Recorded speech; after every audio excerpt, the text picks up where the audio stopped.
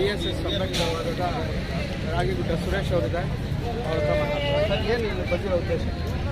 ಜೈ ಭೀಮ್. ಈ ಸುರೇಶ್ ಅಂತ ಮಾತಾಡ್ತಾರೆ. ಇವತ್ತು ಸ್ವಾತಂತ್ರ್ಯ ದಿನಾಚರಣೆ ಅಂತೂ ಸರ್ಕಾರವೇ ಆದೇಶ ಕೊಟ್ಟಿದೆ. 26 ಮತ್ತು 15ನೇ ತಾರೀಕು ಕಡ್ಡಾಯವಾಗಿ ಬಾಬಾ ಸಾಹೇಬ್ರ ಫೋಟೋವನ್ನು ಅಳವಡಿಸ್ಬಿಟ್ಟು ಪೂಜೆ ಮಾಡಬೇಕನ್ನೋದು ಎಲ್ಲ ಶಾಲೆ ಕಾಲೇಜುಗಳಲ್ಲಿ ಮತ್ತು ಗೌರ್ಮೆಂಟ್ ಆಫೀಸ್ಗಳಲ್ಲಿ ಎಲ್ಲದಕ್ಕೂ ಆಗಬೇಕಂತ ಆದೇಶ ಕೊಟ್ಟರು. ಬಟ್ ಇವತ್ತು ನಡೆದಿರೋ ಘಟನೆ ನೋಡಿದ್ರೆ ಬಾಬಾ ಸಾಹೇಬ್ ಅಂಬೇಡ್ಕರ್ ಅವರ ಪುತ್ಥಳಿಗೆ ಹೂವಿನ ಹಾರ ಹಾಕಿಲ್ಲ. ಹಾಗಾದರೆ ಇದು ಯಾರನ್ನು ಅವಮಾನ ಮಾಡ್ತಿದ್ದಾರೆ?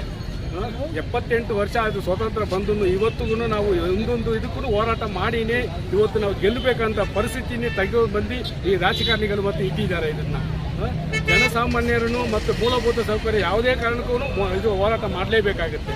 ಇದು ಯಾವ ರೀತಿಯಲ್ಲಿ ಡಿಜಿಟಲ್ ಇಂಡಿಯಾ ಅಂತ ಇದರಲ್ಲಿ ಯಾವ ರೀತಿಯಲ್ಲಿ ಇದರಲ್ಲಿ ಡಿಜಿಟಲ್ ಇಂಡಿಯಾ ಕಾಣ್ತಾ ಇದೆ? ಇದರಲ್ಲಿ ಸಾವಿರಾರು ಕೋಟಿ ಬೇರೆ ದಲಿತರ ಹಣ SC ಹಣ ಲೂಟಿ ಮಾಡಿದ್ದಾರೆ. ಇದುವರೆಗೂ ಯಾವುದೇ ಒಂದು ಆ ದುಡ್ಡಿನಿಂದಲೇ ಯಾವುದಾದ್ರು ಒಂದು ಪಕ್ಷದಲ್ಲಿ ಆದರೂ ಇವತ್ತು ಹಾರ ಆಗೋದು ಕೂಡ ನಮ್ಮ ಸರ್ಕಾರಗಳು ಸೋತು ಹೋಗಿದೆ. ಇವತ್ತು ಯಾವ ಸಚಿವರುಗಳೇ ದಯವಿಟ್ಟು ನಮ್ಮ ಸಮುದಾಯ ಸಚಿವರುಗಳು ಮತ್ತು MLAಗಳು ನಿಮ್ಮ ಗಮನಕ್ಕೆ ಏನಾದರೂ ಕಣ್ಣು ಮುಚ್ಕೊಂಡಿದ್ರೆ, ಬಾಯಿ ಮುಚ್ಕೊಂಡಿದ್ರೆ, ಕಿವಿ ಮುಚ್ಕೊಂಡಿದ್ರೆ ಈ ರೀತಿಯಲ್ಲಿ ನೋಡಿ. ಇವತ್ತು ನಿಮಗೆ ಸಂವಿಧಾನ ಬರೆದು ಕೊಟ್ಟು ಇವತ್ತು ದೇಶಕ್ಕೆ ಎಲ್ಲರಿಗೂ ಸಂವಿಧಾನ ಸಮಾನತೆಯನ್ನು ಕೊಟ್ಟಿದ್ದಾರೆ.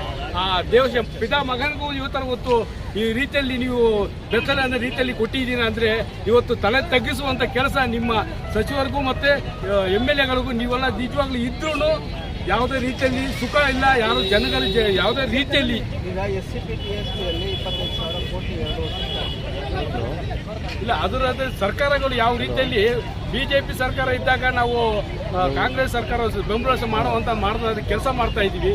ಆದರೆ ಇವತ್ತು ನೋಡಿದ್ರೆ ಕಾಂಗ್ರೆಸ್ ಸರ್ಕಾರಗಳಲ್ಲೇ ಇವತ್ತು ಈ ಪರಿಸ್ಥಿತಿ ತಗೊಂಡ್ಬಂದಿದೆ. ಅಂದರೆ ಯಾವ ಸರ್ಕಾರನ ನಂಬಬೇಕನ್ನೋದು ನಮ್ಮ ಪರಿಸ್ಥಿತಿ ಇವತ್ತು ಆಗ್ಬಿಟ್ಟಿದೆ.